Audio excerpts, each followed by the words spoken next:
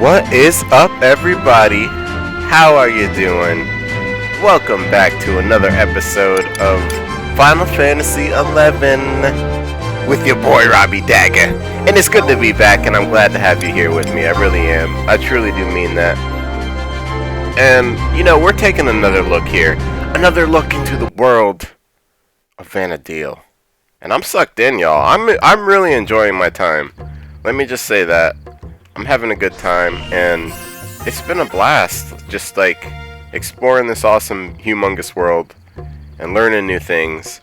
And I'm taking a break from my summoning pilgrimage, and right now I'm playing around with Dancer, and I'm loving it, y'all. Dancer's so much fun in this game. So if you don't know, my name is Robbie Dagger. I'm your humble host, and I'm just here right now, bringing you a little bit of, Final Fantasy XI. I want to show y'all what it's like these days, as far as leveling goes, and as far as the battles go. So I'm going to talk about, I'm pretty fresh. Like, as far as background goes, I pretty much just started this game.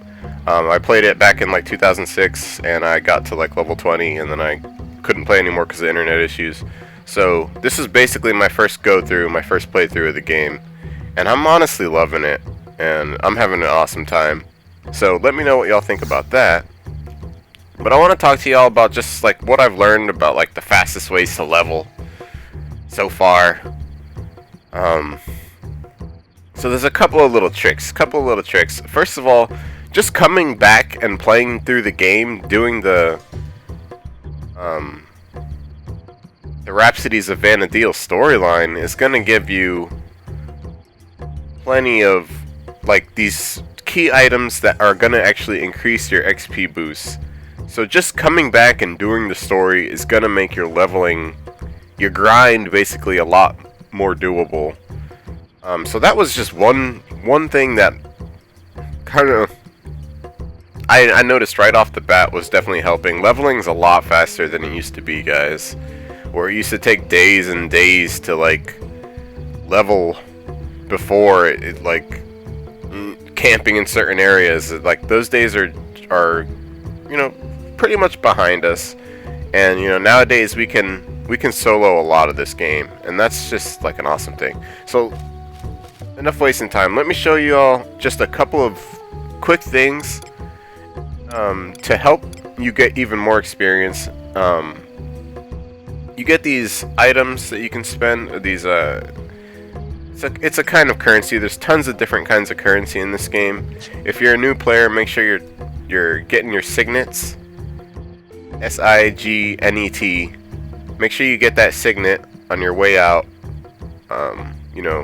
Before you go out to battle, because it gives you these. Basically, for just killing stuff, you're gonna get like a few different kinds of currency, and it's just like automatic free money. So don't miss out on that. And luckily, my boy Crooked Noses, who also plays this game, he also has a YouTube channel if you want to check it out. He gave me some really good advice, so he didn't let me miss out on that signet when I first started playing.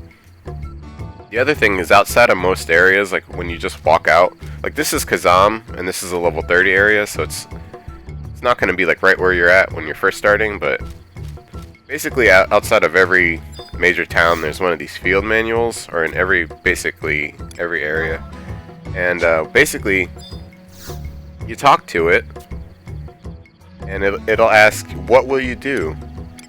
And we're going to go here to read about elite training. Oh, no, I'm sorry. Read about individual training. Skip that elite stuff for now.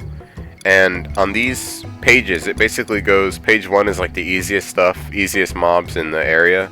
And page 2 will be like the harder mobs. So I'm like level 31, so let's check out page 2. And it's telling us to fight 7 death jackets, 4 members of the goblin family. And this is repeatable, and when you finish doing its bidding, basically you're gonna get like some extra experience and a bunch of like of that currency, some type of that currency we talked about, and we'll see exactly what it is. So that is something that definitely helps. Definitely helps, especially if you know you're going to be grinding in an area anyway. Grinding on certain level mobs. Like, it even tells you, it says level range, target level range 32 to 37. So that's basically the range it wants us to be. The other thing that helps, I know we were in the items for a second there. I was trying to show y'all. With that currency, there's these special rings that you can buy. Right now I'm holding on to an Emperor ring. And as you can see, it's got... What this is right here in this little section. It's like how many charges it has left on it. And this specific type of ring, and there's 3 types, and get the specific, there's 3 types, and they're all specific to like how your playstyle sort of is. So like how much time you have to play, basically, or to devote to certain things. I would recommend maybe not getting the Emperor ring, because what this will do is you get 3 charges of like 12 hours of 50% more experience gained for a max of 30,000 experience. And they all max at like 30,000 experience, but some of them have like 7 charges and they only last for like 3 hours. I'd recommend something more like that. But there's another kind of ring that you can get if you're like endgame, or you can buy it if you want to waste, and I do mean waste, your login points. I did it and I feel like it was a huge waste, because I found out you can't recharge the caliber ring, y'all. Can't recharge it, so once it's done, it's done. But this one's awesome because it gives you 150% experience boost for, you know, the 12 hours. The thing is, it still maxes out at 30,000 experience. So you're actually, all these rings give you the same amount of experience. They're all gonna give you an extra 30,000 for how many ever charges they have. You know, the difference is basically how fast you can get to the 30,000. So that's what I've noticed. And there might be some other items that kind of help. I know there's key items that help that I did, as I mentioned, you do get through like the story. So, and then these items like that, how I have an Emperor band and a caliber ring, like you can't use them both at the same time, from what I've read. So we're gonna turn on our caliber ring since we're gonna be killing some stuff in a second. The other thing that's pretty awesome is by doing certain quests, you can get these people called trusts, and they're like, it's like basically building a party. And after a while, you kind of learn who everybody is or what kind of role they play. So this will be my white mage. Right under my white mage is my tank. And these are the first 2 trusts you get, I believe, depending on what town you start in. I started in Winder, so I got Kupipi, and I call him Val. I don't try to say that name. It's basically like building a party without having to shout and wait and do all that annoying stuff. One of the things I just really didn't enjoy about this game before was all the waiting around. And what they've done that I've noticed since I've come back in 2017 is they've taken out all sorts of all that waiting around is like done. Like there's no more of that, so that's awesome. Plus you can solo now, which is awesome. It's really, I know a lot of like OG players don't like it, but honestly, like, player base is not as big as it used to be, and you know, we wouldn't be able to get parties like that. It's not like when this game first came out. But you know.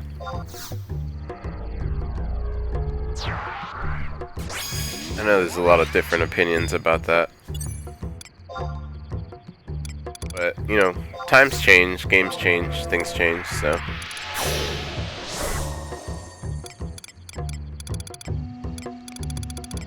I think it's ultimately my opinion really is that it's a good thing. All these changes are honestly awesome. Like, I wouldn't be playing this game unless they made all these changes.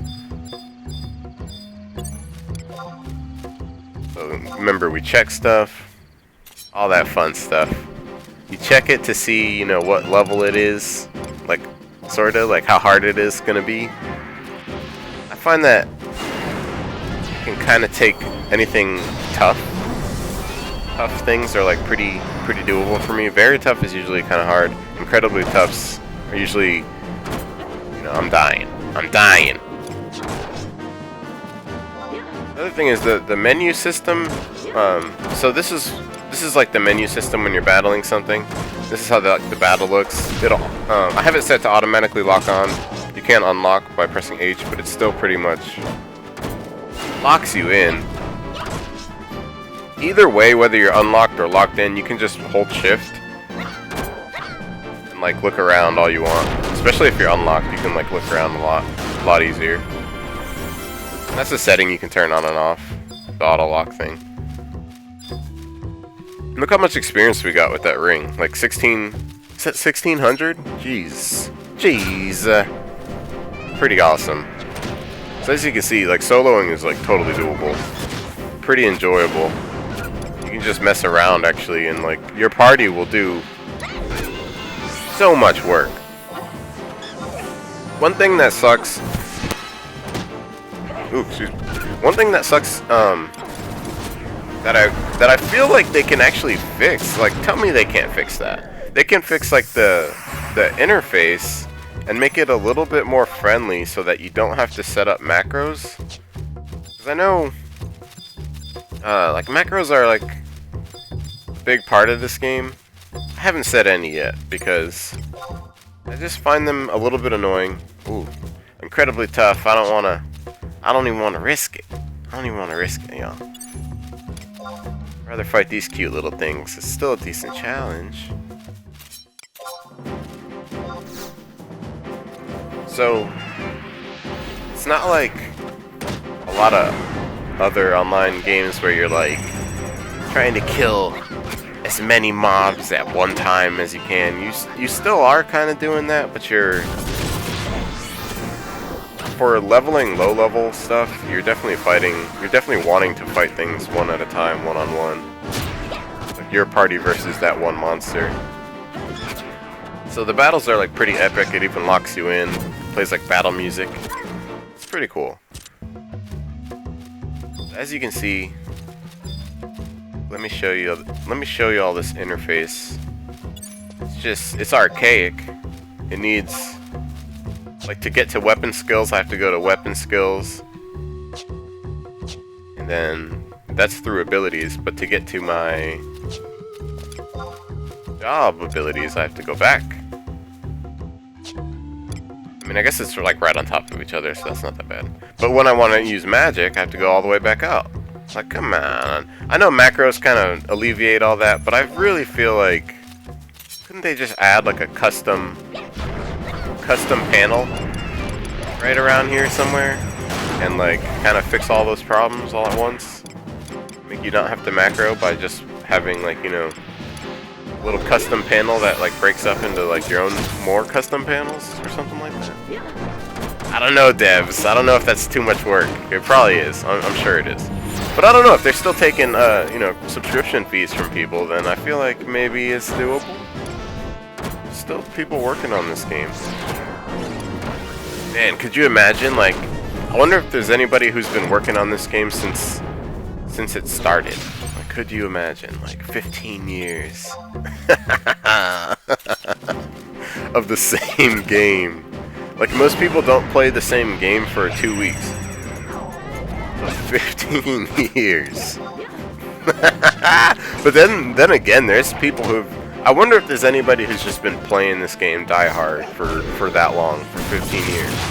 Like, I don't know if... Like, is it possible to be like a die-hard player of this game for 15 years? Maybe they've like come and gone. Dang, if they were die-hard, that would be insane.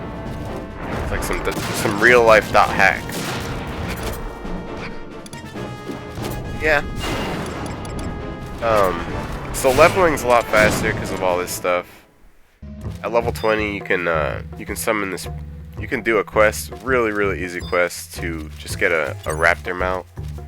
Which makes things so much easier to travel, so much easier to get around.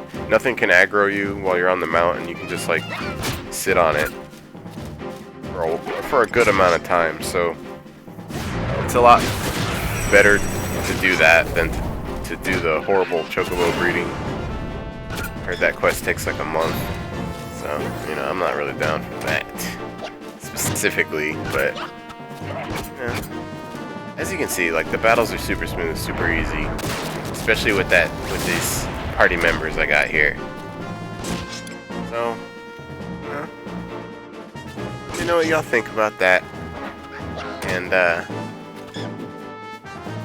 I'll definitely make another video soon.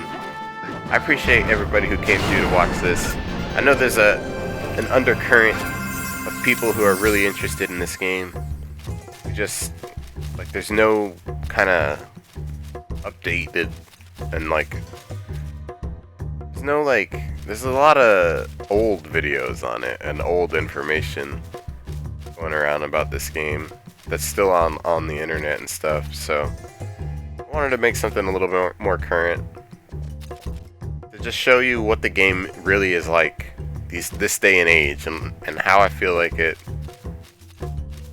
just how it, like, you know, what it's like compared to like maybe even other games that we played today. But I still think it holds up. I mean, I love retro games for one thing anyway, so that's why I can stand the graphics. Like, these graphics aren't that bad to me. I know every game ages a little differently, but I mean, look at it. It's not that bad. It's really not that bad. I've played worse. So let me know what y'all think. And if you have any questions or comments, post them in the in the comments or the chat. Appreciate everybody who came through to watch. I love all y'all. I really hope things go good for you, and keep going good for you. I'm rooting for you. Always remember that. And I'll be back showing y'all more episodes, more adventures in the world of Vana'diel, for sure. So make sure you check in. And I'll see y'all later. Give y'all a little wave. A little kiss. Oh, that one doesn't work. Well, alright. Enough playing around. Catch you later, y'all.